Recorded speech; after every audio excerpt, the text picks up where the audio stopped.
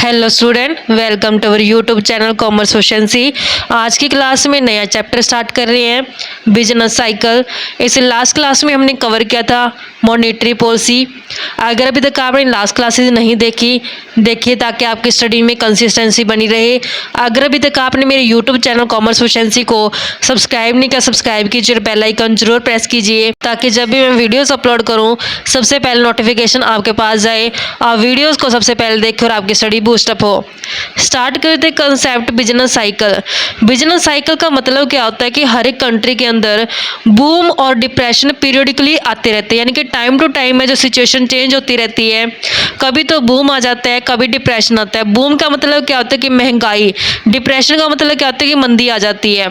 Depression यानी कि जो मंदी होती है उसकी करैक्टरिस्टिक्स क्या होती है कि डिप्रेशन के टाइम पे प्रोडक्शन कम होता है और जो प्राइजेस होते हैं गुड्स के वो भी डाउन चले जाते हैं और बेरोजगारी जो होती है वो बढ़ जाती है। अनएम्प्लॉयमेंट का लेवल है जो हाई हो जाता है, क्योंकि डिप्रेशन में मंदी के टाइम में जब प्रोडक्शन कम हो रहा है, जब गुड्स और सर्विसेज को प्रोड्यूस ही नहीं किया जा रहा तो वर्कर्स को काम कैसे मिल सकता है, जिस कारण से अनएम्प्लॉयमेंट है जो इंक्रीज हो जाती है।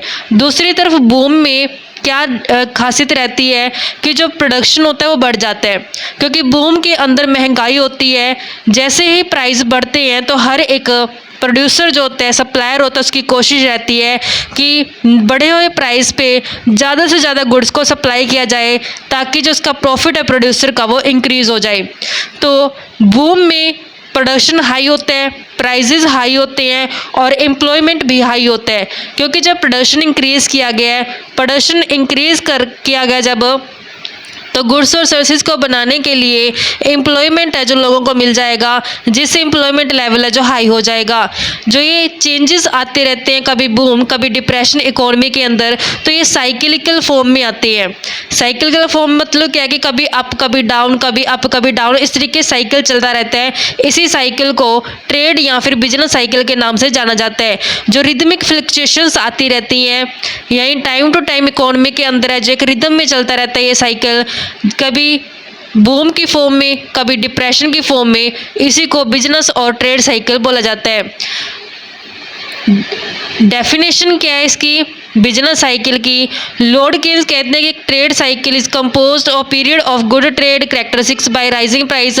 लॉर्ड केन्स कहते हैं कि ट्रेड साइकिल का मतलब क्या होता है कि इसमें एक गुड ट्रेड का पीरियड आता है जिसकी खासियत क्या होती है कि प्राइस ज़्यादा होते हैं, अनएम्प्लॉयमेंट है जो कम होती है और प्रोडक्शन लेवल है जो ज़्यादा होता है। जबकि दूसरी तरफ बैड ट्रेड साइकिल आता है जिसकी खासियत क्या होती है कि प्राइसेस डाउन होते हैं, बेरोजगारी ज़्यादा होती है। तो यहाँ पे वही मीनिंग से रिलेटेड डेफिनेशन है ये कि यहाँ पे गुड ट्रेड साइकिल उसे बोला है जिसे increase price, high level of employment. Depression यानी कि लो प्राइस और अनएम्प्लॉयमेंट हाई लेवल पे है। नेक्स्ट टॉपिक आते हैं कि टाइप्स के हैं बिजनेस साइकिल के। प्रोफेसर शम्टर ने डिवाइड किया ट्रेड साइकिल को 3 टाइप के अंदर। मेजर साइकिल की जो ड्यूरेशन होता है, टाइम पीरियड होता है, वो 8 से 12 साल का होता है। इसको सबसे पहले फ्रेंच इकोनॉमिस्ट जुगलर ने एक्सप्लेन किया था, जिस कारण से इसका नाम जुगलर साइकिल पड़ा।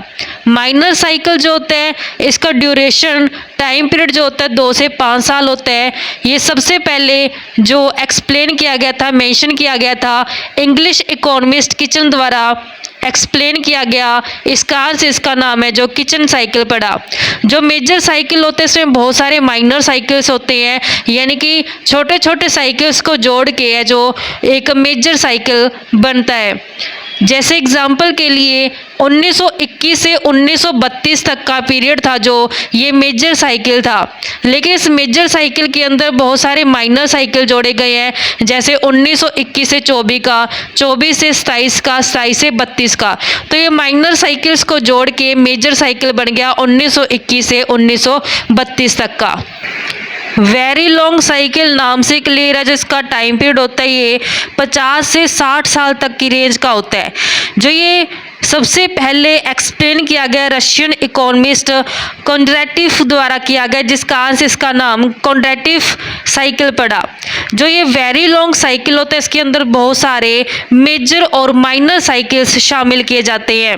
माइनर साइकिल्स को जोड़ के मेजर साइकिल बना और बहुत सारे मेजर साइकिल्स को जोड़ के वेरी लॉन्ग साइकिल बना, यानी कि वेरी लॉन्ग साइकिल के बीच में मेजर और माइनर साइकिल है जो शामिल किए गए हैं। अब फेसेस क्या होते हैं बिजनेस साइकिल के अंदर? प्रोफेसर शम्टर ने ट्रेड साइकिल को 4 फेस के अंदर डिवाइड किया है। एक्सपेंशन जिसे बूम फेस बोला जाता है, रिसेशन, फिर डिप्रेशन जिसे ट्रॉट और कॉन्ट्रैक्शन बोले जाते हैं, देन आता है रिकवरी। फर्स्ट स्टेज एक्सप्लेन की गई है एक्सपेंशन और बूम। ये फर्स्ट स्टेज है जो ये बेस्ट स्टेज मानी गई है एक इकोनॉमी के लिए। अगर एक इकोनॉमी को ग्रोथ करना है, प्रोस्पेरिटी करनी है तो उसके लिए बेस्ट स्टेज है, यानी कि एक इकोनॉमी के लिए ग्रोथ करने के लिए बेस्ट स्टेज बूम को माना गया है। जो नेशनल इकोनॉमी पॉलिसी का ऑब्जेक्ट होता है कि अटेन किया जा सके इस स्टेज को, क्योंकि हर एक कंट्री के अंदर जब नेशनल इकोनॉमी पॉलिसी बनाई जाती है तो ये ध्यान रखा जाता है, कोशिश की जाती है कि बूम की सिचुएशन है जो अचीव की जा सके, क्योंकि इस फेज के अंदर जो इकोनॉमिक एक्टिविटीज़ होती हैं वो बढ़ रही होती हैं और जो फैक्टर ऑफ प्रोडक्शंस होते हैं वो उनका ऑप्टिमम यूटिलाइजेशन किया जाता है। एक्सपेंशन और प्रोस्पेरिटी एक ऐसी स्टेट ऑफ अफेयर होती है जहाँ पे रियल इनकम कंज्यूमर की और रियल इनकम है जो प्रोड्यूसर की और जो लेवल ऑफ एम्प्लॉयमेंट होता है वो बिल्कुल हाई लेवल पे होते हैं, राइजिंग हो रहे होते हैं, बढ़ रहे होते हैं। कोई भी रिसोर्स ऐसा नहीं होता जो वेस्ट जा रहा होता है, हर एक रिसोर्स का ऑप्टिमम यूटिलाइजेशन किया जाता है। अब यहाँ पे इसकी कैरेक्टरिस्टिक्स क्या होती है बूम फेज की, कि जो इनकम और प्रोडक्शन होता है वो मैक्सिमम होता है और जो लेवल ऑफ इनकम होता है वो सफिशेंट हाई होता है, कि क्योंकि यहाँ पे जो इंटरेक्शन होता है मल्टीप्लायर और एक्सेलेरेटर का देखने को मिलते हैं। मल्टीप्लायर और एक्सेलेरेटर का मतलब क्या होता है कि अगर इन्वेस्टमेंट के अंदर इंक्रीज किया जाता है तो इन्वेस्टमेंट के अंदर जितना इंक्रीज किया गया उसके कई गुना इनकम है जो बढ़ जाती है। इकोनॉमी रीच फुल एम्प्लॉयमेंट, तो यहाँ पे जो इकोनॉमी होती है वो फुल एम्प्लॉयमेंट की सिचुएशन को अचीव कर लेती है, जिससे जो बेरोजगारी होती है ख़त्म हो जाती है।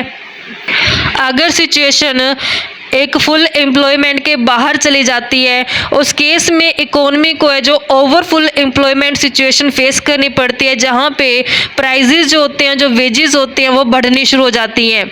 जो प्राइस होते हैं गुड्स के वो बहुत ज़्यादा हाई होते हैं और जो वेजेस होती हैं वो भी बहुत हाई होती हैं। जितने भी पर्सन जो विलिंग है काम करने के लिए, जिनकी इच्छा है काम करने की, उन सभी वर्कर्स को काम मिल जाता है। ट्रेडर और जो इंडस्ट्रियल होते हैं वो ह्यूज प्रॉफिट कमा रहे होते हैं, बहुत ज़्यादा सफिशिएंट प्रॉफिट होता है उनको, क्योंकि प्राइजेस हाई होते हैं। प्राइजेस हाई होने के कारण जो प्रॉफिट्स होते हैं वो भी इंक्रीज हो जाते हैं। यहाँ पे जो बैंक क्रेडिट एक्सपेंशन हो जाता है, बैंक क्रेडिट एक्सपेंशन का मतलब क्या होता है कि जब महंगाई हो रही होती है, जो प्रोडक्शन हाई लेवल पे किया जाता है, प्रोडक्शन के लेवल को और बढ़ाने के लिए बैंकों से और क्रेडिट लिया जाता है ताकि ज़्यादा से ज़्यादा गुड्स और सर्विसेज को प्रोड्यूस किया जा सके, ज़्यादा से ज़्यादा बिजनेस के जो लेवल को बढ़ाया जा सके, जिससे बैंक क्रेडिट है जो एक्सपेंशन होता है, बैंक क्रेडिट है जो बढ़ावा मिलता है उसको भी। जितनी भी इन्वेस्टमेंट्स होती हैं वो सारी बढ़ जाती हैं, क्योंकि कोशिश की जाती है जब बूम के टाइम पे ज़्यादा से ज़्यादा गुड्स और सर्विसेज को प्रोड्यूस किया जा सके, हाई प्राइस के ऊपर बेचा जा सके, जिससे प्रॉफिट्स है जो और बढ़ाए जा सके प्रोड्यूसर सेक्टर के। जब प्रॉफिट्स है जो बढ़ने शुरू हो जाते हैं प्रोड्यूसर के, तो उनको इंड्यूसमेंट मिलता है, लालच मिलता है कि हमें और ज़्यादा इन्वेस्टमेंट करनी चाहिए, जिससे और ज़्यादा बिजनेस का स्केल बढ़े और ज़्यादा प्रॉफिट का जो कमाया जा सके। एंटरप्रेन्योर अपने बिजनेस के लेवल को बढ़ाने के लिए बैंकों से उधारा पैसा लेते हैं, जिससे बिजनेस का स्केल है जो और इंक्रीज़ किया जा सके और मैक्सिमम से मैक्सिमम प्रॉफिट है जो कमाया जा सके एंटरप्रेन्योर द्वारा।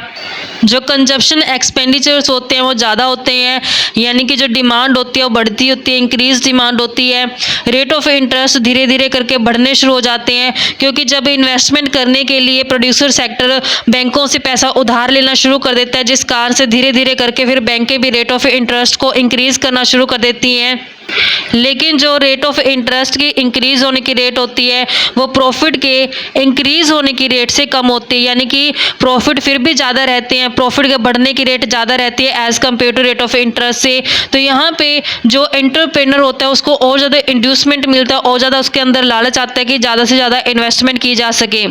जितने भी एंटरप्रेन्योर्स और ट्रेडर्स होते हैं वो ऑप्टिमिस्टिक होते हैं। ऑप्टिमिस्टिक का मतलब क्या होता है कि उनको आशावादी उनकी सोच होती है। उनको ये होता है कि और ज़्यादा अगर इन्वेस्टमेंट किया जाएगा जिससे उनके जो और भी ज़्यादा बिजनेस के लेवल को बढ़ाने से प्रॉफिट इंक्रीज हो सकते हैं और भी ज़्यादा वो अपना डेवलपमेंट कर सकते हैं, जिससे क्या होता है कि शेयर प्राइस राइज होना शुरू हो जाते हैं और ऑल राउंड जो इन्वेस्टमेंट बढ़नी शुरू हो जाती है।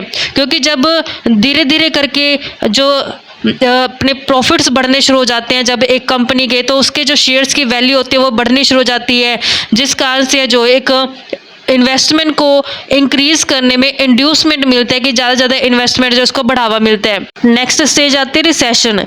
रिसेशन का मतलब क्या होता है कि हमेशा तो इकोनॉमी बूम के अंदर नहीं रहने वाली, धीरे धीरे करके वो डाउनफॉल में आएगी, जिससे रिसेशन की सिचुएशन है जो आ जाएगी। रिसेशन की सिचुएशन का मतलब क्या होता है कि कई बार एंटरप्रेनर ऐसी सर्टेन वेंचर्स के अंदर इन्वेस्ट कर बैठता है जहां से उसको प्रॉफिट नहीं हो पाता। जब उसको प्रॉफिट नहीं होता तो उसकी जो आशा होती है वो किस में बदल जाती है, निराशा में बदल जाती है।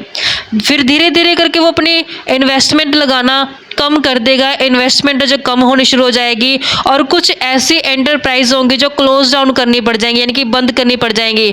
जब एंटरप्राइज बंद हो जाएंगी, गुड्स और सर्विसेज का प्रोडक्शन बंद हो जाएगा, जिस कारण से लोगों में बेरोजगारी फैल जाएगी। जब लोगों को रोजगार नहीं मिलेगा तो उनकी इनकम है जो कम हो जाएगी, जिसका असर क्या देखने को मिलेगा कि इकोनॉमी का जो वो डाउनफॉल जानी शुरू हो जानी है। अब यहाँ पे जब फुल एम्प्लॉयमेंट की सिचुएशन अचीव कर ली जाती है उसके बाद जो ये रिसेशन का मतलब कि टाइम पीरियड आता है, क्योंकि फुल एम्प्लॉयमेंट तक तो ठीक था लेकिन उसके बावजूद भी जब रिसोर्सेज लगाए जाते हैं, जिससे क्या होता है कि इन्वेस्टमेंट बढ़ाने से इंटरेस्ट रेट जो इंक्रीज होनी शुरू हो जाती है, क्योंकि जब जितनी रिक्वायरमेंट थी उससे ज़्यादा जब इन्वेस्टमेंट की जाती है तो उससे फ़ायदे होने की बजाय नुकसान होने शुरू हो जाते हैं।